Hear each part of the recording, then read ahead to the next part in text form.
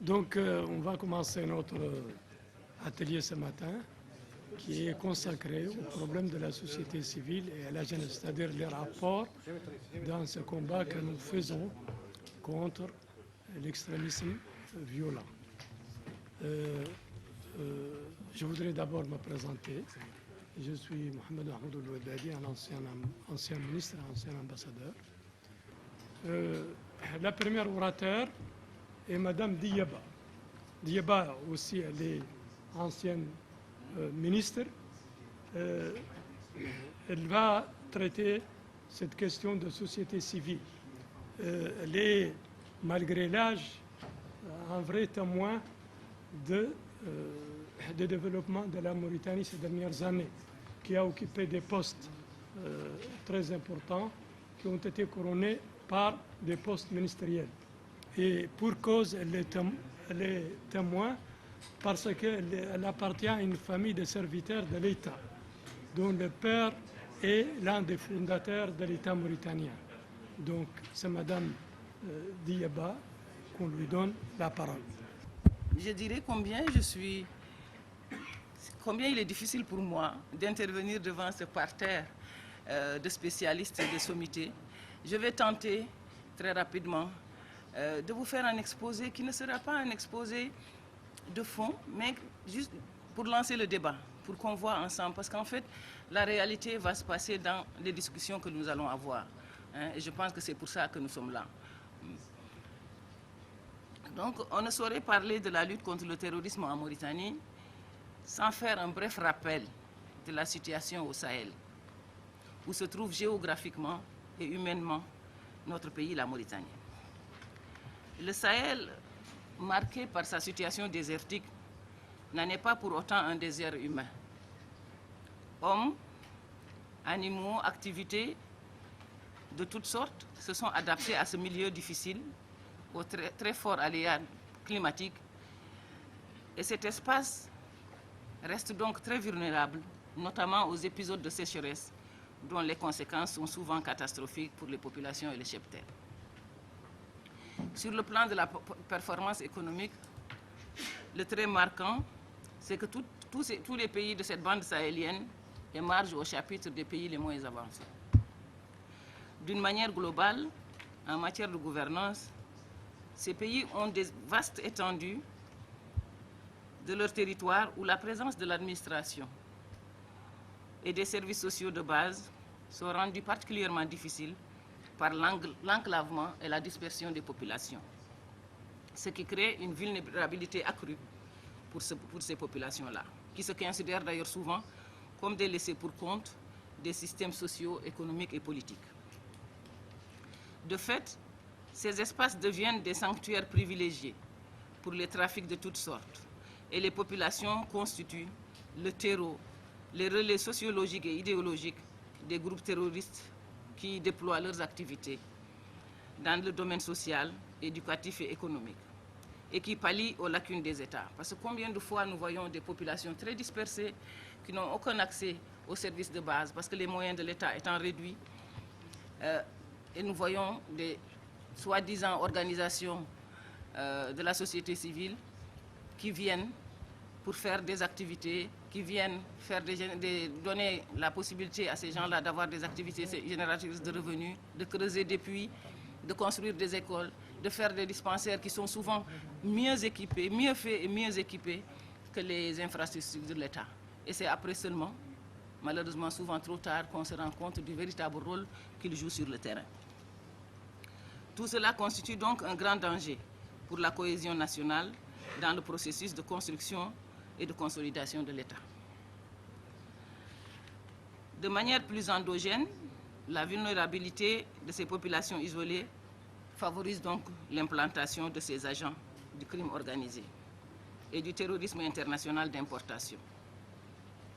L'espace géopolitique du Sahel a connu ces dernières années une nouvelle structuration due à la désagrégation de l'entité libyenne, de la renaissance des anciennes forces revendicatrices, communautaristes, et la naissance de nouvelles forces qui ont contribué fortement à restructurer l'espace géopolitique. En moins d'une décennie, cet espace est devenu le terrain privilégié de tous les trafics. Vaste étendue et les caractéristiques physiques de ces territoires s'y prêtent, parce que c'est des vastes étendues désertiques, des frontières poreuses, des cavernes, des grottes qui servent de refuge et de base arrière pour les groupes terroristes et les groupes de trafiquants. Dans ce contexte, des groupes très organisés et hautement armés recrutent de jeunes musulmans, produits souvent d'un narcissisme blessé quelque part, qui fuient les réalités de leur environnement immédiat pour se réfugier dans l'imaginaire peuplé de rêves et de paradis promis. Ce sont bien plus les facteurs sociaux qui expliquent en grande partie leur affection pour ces thèses, qui font qu'un individu normal, du jour au lendemain, bascule dans le terrorisme. Cette région du Sahel, que d'aucuns décrivent comme celle des laissés pour compte, celle des jeunes manquant d'opportunités d'emploi, celle où le manque de projets structurants pour soutenir les populations, est celle-là même où le radicalisme puise dans le cercle des jeunes devenus des proies faciles face à un discours des plus extrémistes. Parce que sur le plan de l'analyse, quel dividende la jeunesse tire de ce que nous appelons la démocratisation, quel dividende la jeunesse tire de la croissance? Parce que ces pays-là, malgré leur état de pays arriérés, connaissent quand même une relative croissance. Le seul dividende, le dividende en tout cas principal, pour les jeunes passe par l'emploi et l'accès à des revenus pour une vie décente. Ce qui malheureusement est loin d'être acquis et explique en grande partie que près de 40% des effectifs de nouveaux terroristes soient constitués de jeunes en quête de revenus. Donc, les beaux discours sur la croissance, sur la démocratie, pour le jeune, tant qu'il n'y a pas une amélioration de son genre de vie, de son niveau de vie, il ne voit pas de résultat. Donc ce regard croisé entre une nature hostile et une précarité ambiante fait de cette contrée un réceptacle idéal à toutes les dérives et des plus radicales. Donc l'élimination de la menace dans la région du Sahel exige d'investir pour le long terme et de concevoir une stratégie globale qui combine à la fois l'action militaire efficace, le dialogue sincère et surtout la réalisation sur le terrain d'un développement politique, économique et social au bénéfice de ces zones-là. Ce qui nous amène à voir un peu l'expérience mauritanienne. Donc, notre pays est au cœur du Sahel. Il est au début du Sahel, mais il est au cœur du Sahel.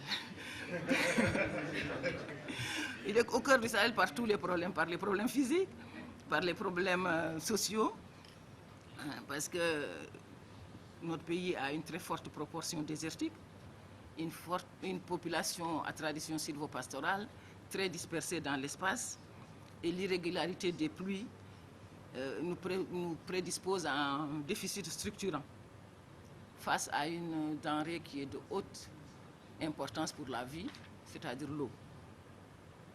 L'étendue du désert lui seul aurait pu expliquer l'hostilité de l'environnement.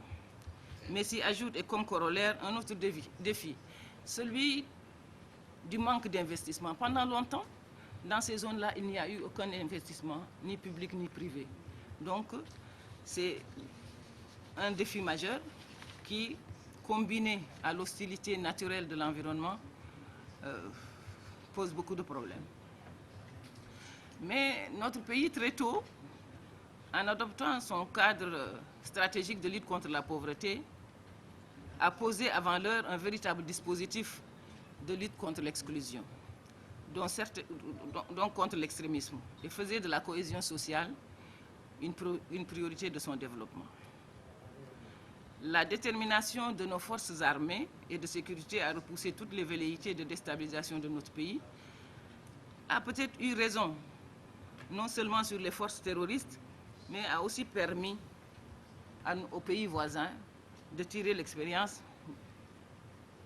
des leçons de notre expérience. L'implication de nos oulémas, des érudits, des médias, des forces vives en général, dans la lutte contre l'extrémisme religieux, a donné des résultats probants.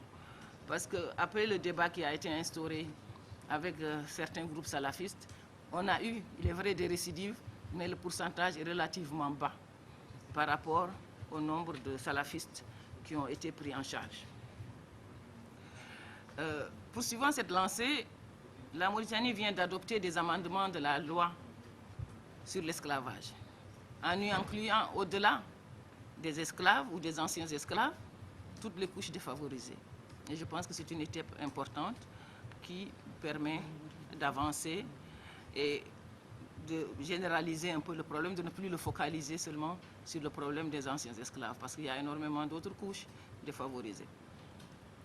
La mise en place d'une agence de lutte contre les séquelles de l'esclavage, d'un Conseil national de la jeunesse, et nous espérons pour bientôt d'un Conseil national pour les femmes, la réorganisation de la société civile sont autant d'outils pour une meilleure connaissance du terrorisme et de la mise en place d'une stratégie pour la combattre.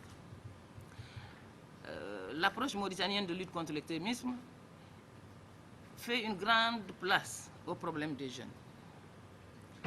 Par la création de mécanismes de lutte contre le chômage des jeunes et de création d'activités génératrices de revenus.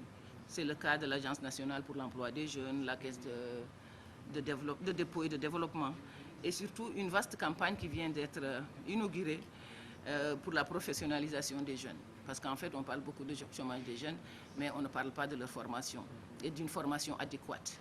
Donc là, il y a une campagne de professionnalisation des jeunes pour l'adéquation formation-emploi avec l'appui du privé. L'État mauritanien, par l'ensemble de ces mesures, a montré un engagement fort pour la création d'un champ propice à la cohésion sociale et poser les conditions d'un véritable épanouissement d'une jeunesse formée, responsable et locomotive du développement, qui ne laisserait aucun espace de recrutement au terrorisme et à l'extrémisme. En définitive, la problématique pourrait se résumer ainsi. Comment devrions-nous, en tant que société démocratique et respectueuse des droits de l'homme, assurer notre protection collective et combattre avec efficacité cette forme de violence intolérable?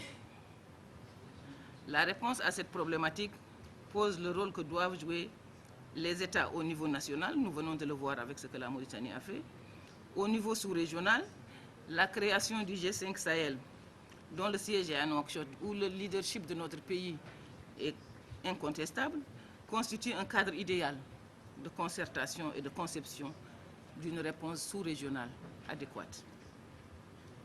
La société civile et son rôle dans le contexte de lutte contre l'extrémisme et la radicalisation que nous allons aborder dans un contexte d'une société mauritanienne en pleine mutation. Pour le rôle de la société civile, au niveau sous-régional, j'ose dire sans me tromper que les femmes ont pris une longueur d'avance en créant tout dernièrement à N'Djamena la plateforme régionale des femmes du Sahel, avec l'aide des Nations Unies, par le canal du bureau de l'envoyé spécial du secrétaire général des Nations Unies pour le Sahel, avec ONU Femmes, et aussi avec l'Union africaine, par le biais du bureau de l'envoyé spécial de la présidente de la Commission pour le genre, la paix et la sécurité. Donc nous femmes, nous nous sommes dit, l'accès des femmes aux positions de décision, en tout cas là, nous avons vu que quand nous avons une envoyée spéciale femme pour les Nations Unies, une envoyée spéciale femme pour l'Union africaine, les choses ont avancé. Parce que depuis 2013, on avait essayé, avec les Nations Unies, du temps de M. Prodi, on avait essayé, il y a eu une première réunion à Bruxelles, avec l'Union européenne, les Nations Unies, sur femmes, stabilité et développement dans le Sahel. Et à partir de là, on avait espéré créer la plateforme.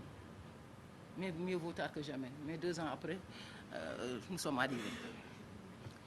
Et avec tout cela, si la société, donc au niveau sous-régional, cela est important. Parce que comme nous avons dit qu'il fallait une réponse sous-régionale au niveau des États, que la société civile s'engage aussi dans des organisations sous-régionales, c'est une bonne chose. Et c'est même pas seulement une bonne chose, mais c'est nécessaire. Parce que finalement, le terrorisme nous a appris, lui, dans sa transversalité et dans son mouvement transnational, que nous sommes obligés de nous adapter. Parce que nous ne pouvons pas le combattre en Mauritanie si on n'arrive pas à le combattre au Mali. Donc il faut qu'il y ait une réponse globale. Bon, la création de cette plateforme, notre pays y a participé sous la conduite de Madame la ministre. Il y avait une délégation de parlementaires, de la société civile, et c'était très important. Et le fait aussi que la rencontre des jeunes pour la paix se soit déroulée en Mauritanie, donc démontre encore notre volonté. Parce que nous sommes au front. Je pense que ceux qui sont déjà dans les problèmes sont engloutis dans les problèmes. Donc faire de la prospective, comme nous le faisons actuellement, je pense que c'est important. Hein, et ça, il faut le saluer. Mais la société civile a un rôle important. Et c'est de là que je veux en venir. Parce qu'en fait, je n'ai pas de proposition. Je souhaiterais qu'ensemble, avec les membres de la société civile qui sont sur le terrain, hein, qu'on fasse un échange d'expériences, de bonnes pratiques, qu'on fasse des propositions pour pouvoir avancer. Mais pour cela, il faut que nous ayons une société civile organisée et qui comprenne elle-même ce que c'est que le terrorisme, ce que nous combattons. Et nous devons compter sur une société civile avisée et organisée, où chacun apportera sa contribution.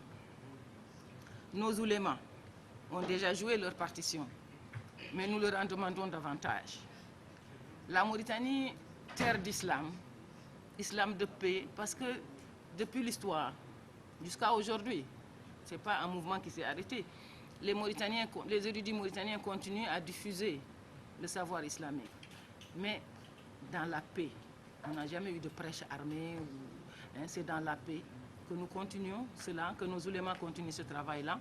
Donc nous leur demandons encore davantage d'expliquer, de faire comprendre, de faire partager, parce qu'ils jouent un rôle clé en Mauritanie et dans toute cette bande soudano-sahélienne, où nous avons quand même un islam ouvert, et c'est dommage que ce soit chez nous, dans notre zone, qui a été le terreau de l'expansion de l'islam, que ce soit dans notre zone, qu'il y ait l'extrémisme.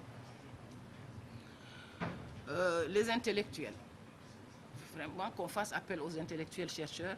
Je suis ravie de voir le professeur Kettab derrière. Il faut que nos intellectuels s'intéressent au débat. Ce n'est pas un débat politique, ce n'est pas de la pure politique, c'est un débat de société. Nos intellectuels, chercheurs, enseignants, hommes des médias, tout le monde doit s'y mettre, tout le monde doit s'engager pour diagnostiquer le mal, diagnostiquer sans complaisance les raisons de ce qui se passe, pour qu'on puisse aboutir à des propositions de solutions, mais pas des solutions qui aggravent la situation. Parce que souvent, on a vu que quand on demande aux gens de proposer des solutions, ça va à la partition, ça va... Donc il faudrait que ce soit des solutions qui tiennent compte de nos réalités et qui nous aident à avancer.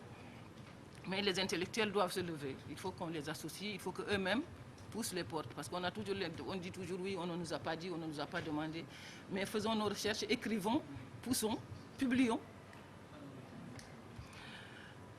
Les organisations des droits humains doivent aussi jouer leur rôle de vigile de la démocratie. Parce que c'est leur rôle. En éduquant les populations au respect de la dignité humaine, à la citoyenneté, à la lutte contre le népotisme, à la lutte contre la corruption, en un mot, à la bonne gouvernance. Parce que si les peuples sont éduqués, si nos populations sont éduquées, parce qu'en fait, le drame, c'est que tous les mécanismes existent. Mais les populations ne s'en approprient pas, parce qu'ils n'ont pas eu l'information, la formation qu'il faut. Pour cela, nous savons que nous venons de loin, nous avons des élites. C'est ça le paradoxe d'ailleurs de certains de nos pays. Nous avons des élites intellectuelles qui sont à la pointe de l'information, à la pointe de la recherche. Et une base qui est laissée à elle-même, engluée dans son passé. Et pas, malheureusement, pas forcément dans les aspects glorieux du passé. Donc les organisations de défense des droits de l'homme doivent jouer leur partition dans cette lutte-là. Et parce qu'en fait, si toutes les politiques publiques sont correctement appliquées, en fait, beaucoup de combats cesseraient faute de raison de combattre. Parce que nous avons tous les mécanismes. Nous avons tous les mécanismes, nous avons tous les programmes. Mais il faudrait qu'on les applique. Et si on les appliquait correctement, il n'y aurait plus de raison de combattre. Parce que vraiment, on aurait réglé ces trucs. Bon, il faut que notre jeunesse soit armée moralement et qu'on recrée l'espoir chez les jeunes. Il faut qu'on recrée l'espoir. Parce qu'il y a ceux qui versent dans le terrorisme, il y a ceux qui prennent les bateaux. On ne le dit pas souvent. On a des milliers de jeunes Mauritaniens qui prennent le bateau. Ça, c'est une question qu'on occulte. Moi, je viens d'une région d'émigration. Et je sais qu'il n'y a pas une année, dans mon petit village, là, ou dans ma petite commune, il n'y a pas une année où il n'y a pas un drame familial parce qu'un jeune est perdu en mer. On n'en parle pas beaucoup. Dans d'autres pays, on en parle. Ici, on n'en parle pas beaucoup. Et il faudrait qu'on attire l'attention sur ces aspects-là. Et ça, il faut faire renaître l'espoir. Parce que si les conditions... Parce qu'au-delà des conditions économiques, si les conditions de justice, si moi je rate un examen, parce que je sais que je n'ai pas le niveau, si je n'ai pas un boulot, parce que je sais que ceux qui l'ont eu sont meilleurs que moi, je peux l'accepter. Je peux l'accepter. Mais si le concours est organisé et que je ne suis pas retenu parce que ça a été pipé dès le départ, je ne peux pas l'accepter. C'est le désespoir. Et les jeunes, il faut, parce que c'est l'avenir de nos pays. Si nos enfants sont en rupture avec notre pays, nous n'avons plus de pays. Parce qu'ils sont désespérés de leur pays, s'ils ne croient plus. S'ils ne croient plus en ce qui se passe dans leur pays. Et je pense que pour la jeunesse, on doit recréer l'espoir. Et leur montrer le rôle qu'ils ont à jouer pour l'instauration de l'équité, de l'égalité, de la transparence dans la création et la redistribution des richesses. C'est-à-dire qu'il faut que les jeunes sachent, il faut qu'on leur apprenne, il faut que nous-mêmes qu'on apprenne que les choses ne changent pas du jour au lendemain, qu'il n'y a pas de combat vain. Hein? Quand on voit où on en est arrivé avec la lutte contre l'esclavage en Mauritanie, on se dit que rien n'est vain. Parce que quand il y a une quinzaine ou une vingtaine d'années, les gens commençaient à en parler, on n'y croyait pas. Hein? Les propres victimes disaient que ces gens-là, ils rêvent. Hein? Parce que les propres victimes n'y croyaient pas. Et aujourd'hui, c'est au niveau de notre Assemblée nationale qu'on prend des lois pour criminaliser l'esclavage. Ce n'était pas évident. Donc il faut que les jeunes apprennent que tout ça vient de quelque part et qu'il y a la lutte et qu'il y a leur implication, qu'il ne faut pas qu'ils disent que tout ça là. Et ça, je m'adresse à vous les jeunes, qu'il ne faut pas vous dire tout ça, c'est l'histoire des vieux, c'est de la politique, c'est de la politique. Ce n'est pas de la politique. C'est un combat de société, il faut qu'on le mène ensemble. Et le dernier point, c'est par rapport aux femmes. J'ai juste une petite phrase que j'ai entendue un grand spécialiste du G5 Sahel dire. Nous, femmes, nous sommes porteuses de deux choses essentielles. Il y a une troisième charge qu'on veut nous mettre dessus qu'il ne faut pas qu'on accepte. Nous sommes porteuses de la vie. Les femmes sont porteurs de vie. Nous sommes porteurs de toutes les charges sociales. L'approvisionnement en eau, la sécurité alimentaire, les soins des enfants et des personnes malades. Donc les soins pour la société. Je ne parle même pas de l'espace public. Donc déjà, c'est des charges lourdes, nobles et importantes. Mais malheureusement, nous voyons depuis quelque temps qu'on veut faire de nous des porteurs de bombes. Hélas, on veut faire de nous des porteurs de bombes. Et ça, nous ne devons pas l'accepter. Parce que nous ne pouvons pas bâtir l'humanité en portant l'humanité dans nos corps, en portant l'humanité dans nos sociétés, en nourrissant l'humanité, en faisant boire l'humanité, en soignant l'humanité, en les soignant psychologiquement et physiquement. Hein? Et qu'après, qu'on détruise tout cela, parce qu'on nous a convaincus que l'au-delà était meilleur, il fallait qu'on porte des bombes. Messieurs, mesdames les spécialistes, j'aimerais bien qu'on étudie à fond quel est ce problème des femmes porteuses de bombes, parce que ce n'est pas normal. On ne peut pas donner la vie et la détruire. Malheureusement, elles partent avec leurs bombes, donc c'est difficile à étudier parce qu'on ne sait pas quelles sont les raisons qui les ont poussées à cela. Et c'est sur cela que je voudrais terminer. Vous inviter à la discussion,